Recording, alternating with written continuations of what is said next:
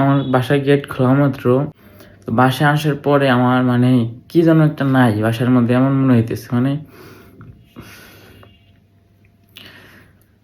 আমার আব্বু, আমার আম্মু, আমার বোন সবাই কান্না করছে ওর জন্য।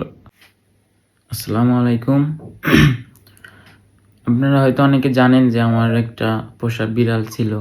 ওকে আমি প্রায় 2 বছর 5 মাসের মতো, 2 বছর 5 মাসেরও বেশি ধরে আমি ওকে পালতেছি।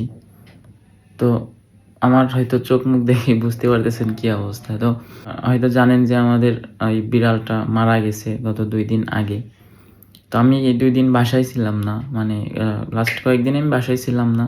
ওর মারা যাওয়ার টাইমে আমি বাসায় ছিলাম না। আমি বাসার একটু বাইরেই ছিলাম। তো মারা গেছে। পরে আম্মু, আমার বোন দেখে আমাকে কল দিছে যে এই অবস্থা বিড়ালের। ১ম এ বলে নাই যে মারা গেছে। ১ম এ বলছে যে ও একটু অসুস্থ। পরে আস্তে, আস্তে বলছে যে মারা গেছে। মানে এই বিড়ালটা শুধু একটা বিড়াল না, আমি বলি মানে ওর ভিতর কেমন যেন একটা ম্যাজিক, মানে কি বলবো, মানে একটা ম্যাজিকের মতো ছিল।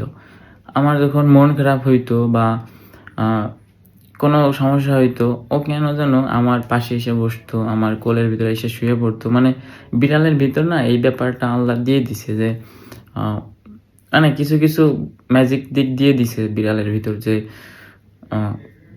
মানুষের মানে বুঝে, মেন্টালিটি বুঝে, মানুষের মন মানসিকতা বুঝে। তো শুধু একটা বিড়ালই ছিল না, মানে আমার কি বলবো, আমি বাসায় এসে ওকে এই আজকে বাসায় আসছি আমি। গত 2 দিন আগে হচ্ছে আমার বিড়াল মারা যায়। আমি বাসার বাইরে ছিলাম। তো বাসায় আসার পরে আমার মানে কি যেন একটা নাই বাসার মধ্যে, এমন মনে হইতেছে। মানে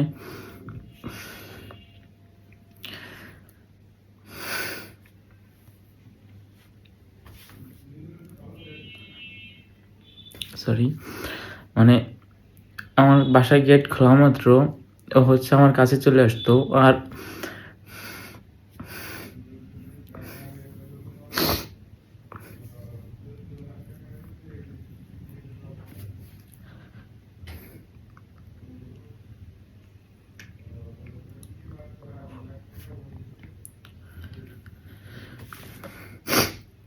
আমি হচ্ছে আগেও অনেক বিড়াল পালছি ছোট থেকে এই পর্যন্ত, কিন্তু এই ওর নাম ছিল পিরিন, যেটা লাস্ট আমি এটা পুষছি প্রায় 2.5 বছর ধরে।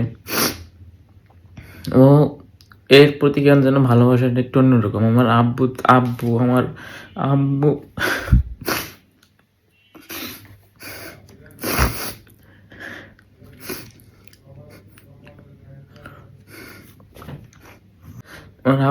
আম্মু, আমার বোন সবাই কান্না করছে ওর জন্য।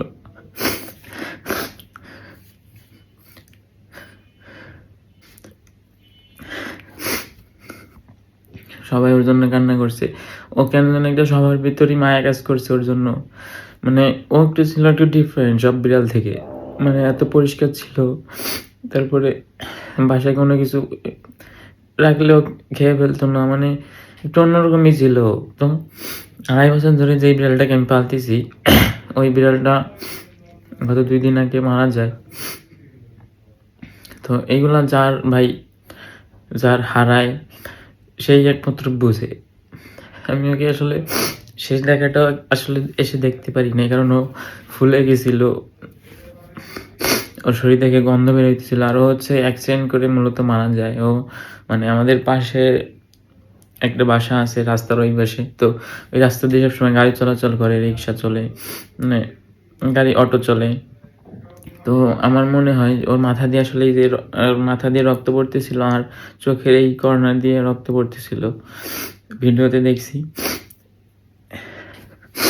আর আমি আসলে ওকে নিয়ে অনেক সময় আমার ফেসবুকে ভিডিও করছি, আমি ফেসবুকে ছবি পোস্ট করছি, যার কারণে আমার বিড়ালটাও অনেক পরিচিত সবার কাছে। তো মারা যাওয়ার পর আমি একটা পোস্ট দিই, ওই পোস্ট দেখে আসলে আমাকে অনেক মানুষ আমাকে মেসেজ দেয় যে প্রিন্সের কী হয়েছে, বিড়ালের কী হয়েছে। আমি আসলে সবার মেসেজের রিপ্লাই দিতে পারি নাই, কারণ আমার নিজের অবস্থাই ঠিক ছিল ওটা। তো দুনিয়াতে আসছে যেহেতু যেতে হবে, সবারই মানুষেরও যাইতে হবে, কিন্তু আসলে ওর জন্য আমার একটু বেশি খারাপ লাগতেছে। কারণ ওকে আমি মানে কি বলবো, একটা মানুষের সমানই ওকে আমি ভালোবাসছি। ও হচ্ছে আমার বিছানার ওই কর্নারটায় শুয়ে থাকতো, এই কর্নারটায় শুয়ে থাকতো। আমার আম্মু আমার বোনের খাটের উপর গিয়েও শুয়ে থাকতো। তো এই জন্য আসলে সবার মায়াটা ওর জন্য একটু বেশি কাজ করছে ও মারা যাওয়ার পরে। আমার আম্মু আব্বু আমার বোন সবাই কান্না করছে ওর জন্য। মানে ভাই বলে বোঝাতে পারবো না আমাদের এই ফ্যামিলির ভিতরে এই বিড়ালটা কত মানে কত ভালোবাসার একটা প্রাণী ছিল। ও হচ্ছে হয়তো রাস্তা পার হতে গিয়ে হয়তো মাথায় বা আঘাত খেয়েছে, পরে বাসায় এসে ছটফট করতে করতে মারা গেছে। মানে আমার বাসার 2-3 জায়গায় রক্ত ছিল। তো ভাই যার হারায় একমাত্র সেই বুঝে। আমি আসলে ঠিকভাবে কথা বলতে পারতেছি না। যাই হোক ভাই, সবাই যার যার পোষা বিড়াল কুকুর যে যেই পালেন না কেন সবাই ভালোবাসবেন। মানে এগুলা ভালোবাসলে এগুলা যখন চলে যাবে আপনার থেকে বা মারা যাবে তখনই বুঝবেন যে আসলে কেমন লাগে। তো আমি আসলে